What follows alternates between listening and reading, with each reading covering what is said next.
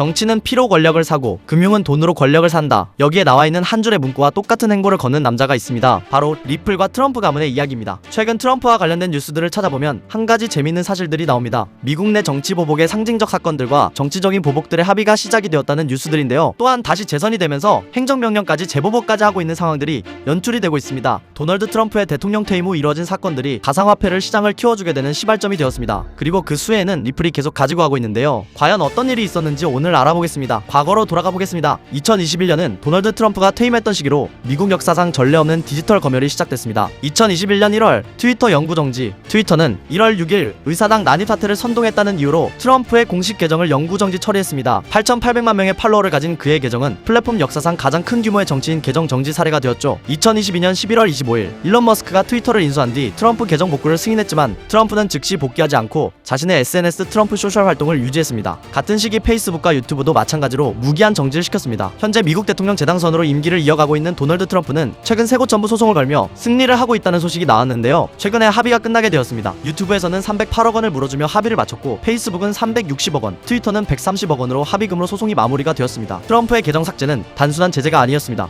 그건 누가 권력을 통제하는가를 보여준 사건이었습니다. 그리고 결코 트럼프는 받은 만큼 돌려주는 사람이었습니다. 여기까지 들으시면 아니 이게 가상화폐를 키워주는 사건이라는 게 이해가 안 되는데? 라고 생각하실 겁니다. 중요한 건 이 다음의 사건입니다. 소셜미디어에 이어 금융서비스까지 트럼프를 차단했습니다. 스트라이프라는 온라인 결제사는 2021년 1월 10일 트럼프 캠프의 계좌 계정 이용을 중단했습니다. 도이치뱅크와 시그니처뱅크도 트럼프 및 트럼프그룹 계좌 거래를 중단을 했죠. 이 시기 트럼프의 정치자금 계좌도 일부 은행에서 서비스 제한 통보를 받았습니다. 이 시기에 겪었던 트럼프 가문의 차남 에릭 트럼프의 얘기를 들어보겠습니다. Capital One, JP Morgan, where for no reason other than the fact that my father wore a red hat that said Make America Great Again, they would send a letter to the board saying congratulations, we will no longer bank you. I saw the weaponization of the financial industry, and then I started realizing how broken, how slow it was. You know, when you can transfer $500 million with Bitcoin from an iPhone to an iPhone, having a wallet address, you know, for no fees, for practically no fees, and that scares the big financial institutions. And guys, I've always been a hard asset person. I've always been a builder of big buildings. That's what my family's known for. And had it not been for the weaponization of the big banks, I would have never found the crypto industry. It's one of the greatest things, and I am the biggest proponent of Bitcoin. I think it's the greatest asset of our time.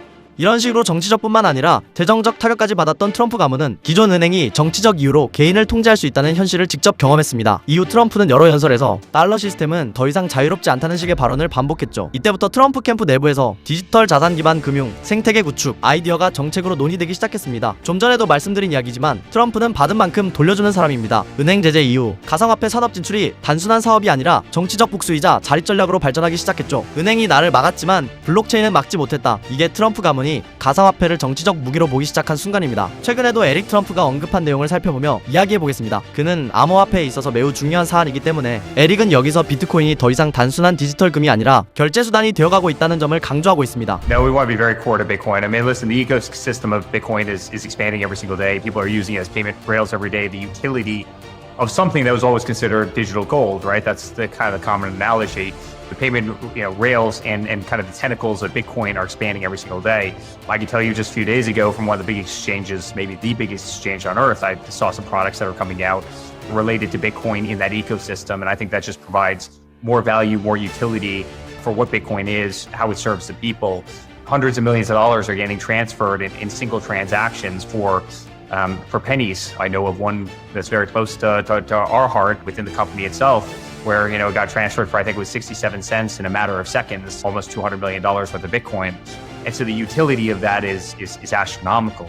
Compare that to the SWIFT wire transfer system in this country or around the world, and you're going to get crushed by fees, by foreign exchange, by 100 other people trying to put their fingers in. So the utility of Bitcoin is there, but the store of value, it's what people want. 비트코인은 유용성은 있지만 가치 저장이라는 측면에서 사람들이 생각하는 것이 있습니다. 방금 에릭 트럼프가 구체적인 예를 들었는데요. 그는 중개 수수료와 외환 거래에 골치 아픈 오래된 스위프트 시스템과 비교했을 때 2억 달러 상당의 비트코인이 단 67센트로 몇 초 만에 이동했다고 말합니다. 중요한 것은 이 부분입니다. 이제는 가치 저장에서 유용성으로 옮겨가고 있습니다. 이것을 가장 잘하고 있는 것이 리플이죠. 리플과 XRP가 수년간 추진해온 방향과 정확히 같습니다. 글로벌 지불, 실제 결제, 실제 가치 전송. 그렇다면 사람들은 비트코인의 저장 가치뿐만 아니라 유용성과 실용성을 원하고 있다는 것을 증명하고 있는 거죠. 결국 실용성을 가지고 있는 리플이야말로 완벽한 포지션을 만들어가고 있다는 뜻이 됩니다. XRP는 즉각적인 결제와 낮은 수수료, 내장된 유동성은 글로벌 결제 기능을 위해 만들어졌습니다. 즉 리플은 저렴하면서 빠르며 전 세계적인 결제 수단으로서 세계적인 열광을 이끌어낼 것입니다. 이것은 더 이상 단순한 추측이 아닙니다. 이로써 리플은 수혜를 받을 수밖에 없는 코인이 되었고, 리플의 CEO는 지난 영상에서도 말씀드린 대로 SEC와의 소송에서 이기고 정치계에서도 영향력을 펼치고 있습니다. 수혜를 받을 수밖에 없는 리플과 정치계까지 영향력을 펼쳐나가는 리플의 행보를 계속 지켜보는 것도 하나의 포인트가 될 수 있다고 생각합니다. 정치는 피로 권력을 사고 금융은 돈으로 권력을 산다. 구독, 좋아요, 그리고 알림 설정 부탁드립니다.